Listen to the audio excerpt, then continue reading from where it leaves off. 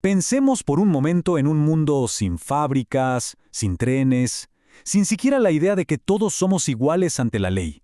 Suena a otro planeta, ¿no? Bueno, ese era el mundo justo antes del siglo XIX. Y en apenas 100 años, ¡pum!, todo cambió. Hoy vamos a desentrañar cómo fue que dos revoluciones, como dos hermanas gemelas, demolieron ese viejo orden y construyeron el que conocemos. Antes de todo este torbellino, el tiempo era algo diferente. Se medía por las cosechas, por las estaciones, no por el tic-tac de un reloj. La vida entera giraba en torno a la tierra.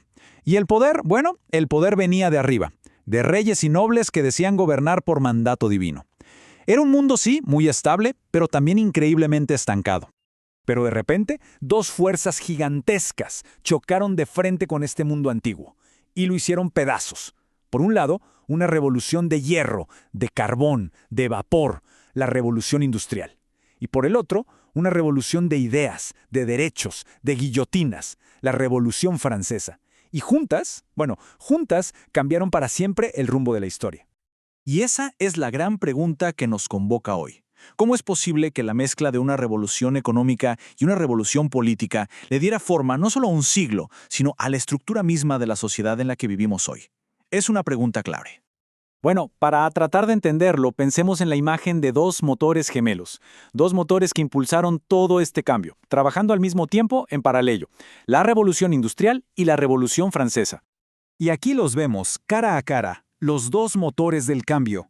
Por un lado, el poder bruto, casi animal de la industria.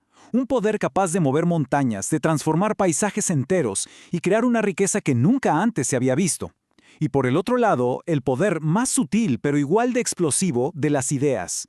Ideas capaces de cortar la cabeza de un rey y de redefinir lo que significa ser una persona.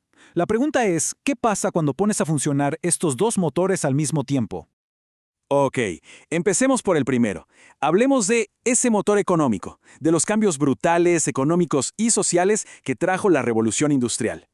A ver, pensemos en algo tan común hoy como un celular. Nadie, ni una sola persona, sabe hacerlo de principio a fin. Son miles de especialistas, cada uno enfocado en una cosita minúscula. Bueno, esa idea, que hoy nos parece tan obvia, la división del trabajo nació justo aquí.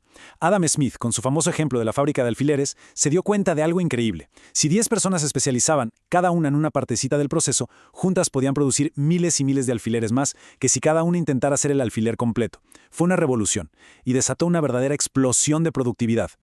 Y si hablamos de explosión, fíjense en este número, 224,000. Esa era la cantidad de telares mecánicos que había en Gran Bretaña para 1850. ¿Y saben cuántos habían menos de 40 años antes, en 1813? Apenas 2,400. El crecimiento fue de casi el 10,000%. O sea, la industria no estaba creciendo, no, estaba literalmente explotando. Claro que toda esa explosión de productividad tuvo un costo humano altísimo. Y es que el progreso se construyó sobre las espaldas de una clase social completamente nueva, el proletariado. Millones de personas dejaron el campo para ir a las ciudades. ¿Y qué encontraron? Jornadas de 14, 16 horas, salarios que no alcanzaban para nada y unas condiciones de trabajo que hoy nos parecerían una auténtica pesadilla. Y como se ve en la imagen, ni los niños se salvaron de esto. Y las ciudades industriales se volvieron el símbolo de esta nueva era. El gran Charles Dickens, que lo vio con sus propios ojos, las describió perfectamente. Hablaba de una ciudad de máquinas y altas chimeneas, con serpientes de humo arrastrándose por el cielo, un canal negro y un río que corría púrpura con un tinte maloliente. O sea, el progreso tenía un olor y un color. Y la verdad, no eran nada agradables. Muy bien. Dejemos por un momento las fábricas humeantes y pasemos al segundo motor, el motor político. Hablemos de esa otra transformación radical que se encendió con la Revolución Francesa. Este momento que vemos aquí es de los que cambian la historia. Imagínense la escena. Al rey no le gusta lo que están diciendo los representantes del pueblo y los echa del salón de la asamblea. ¿Qué hacen ellos? Se van a una cancha de pelota que estaba al lado y ahí mismo, de pie, juran no separarse hasta darle una constitución a Francia. Fue un acto de desafío total, un acto que cambió las reglas del juego para siempre. De un plumazo dijeron, el poder ya no viene de Dios al rey, el poder viene del pueblo. Y de esa rebelión nació un concepto que hoy damos por sentado, pero que en ese momento fue una bomba, la idea de ciudadano.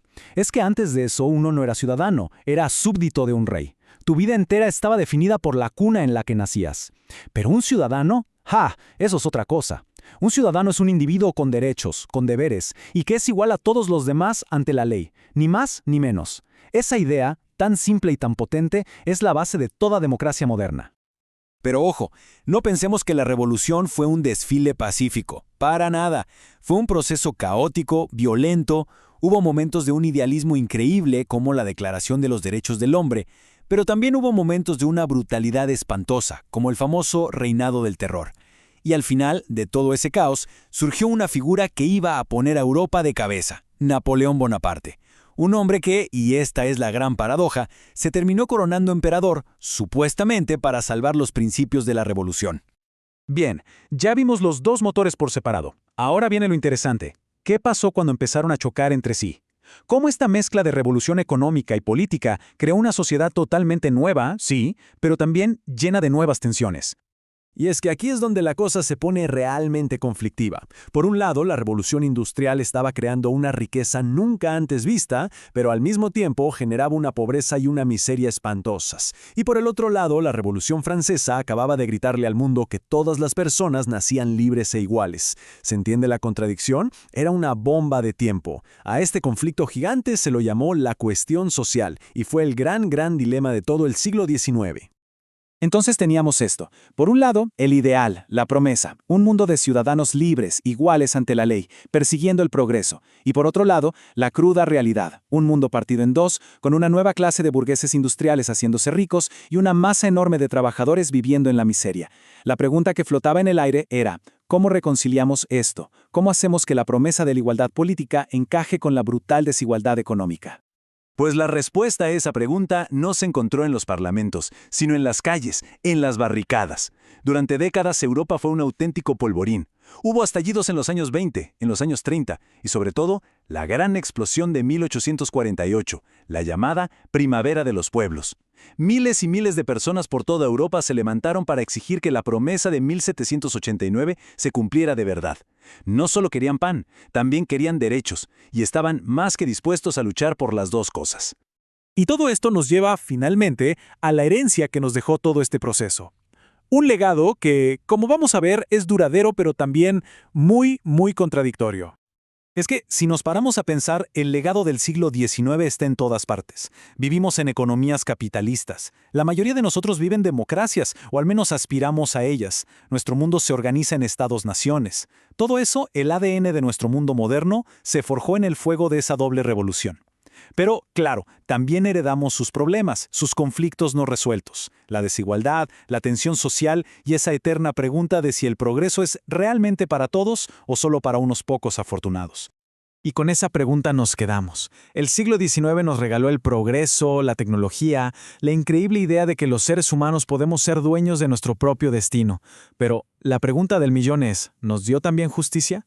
¿O simplemente fue un cambio de jefe, un reemplazo de unas formas de opresión por otras nuevas y más modernas? Esa es la gran pregunta que nos dejó el siglo XIX.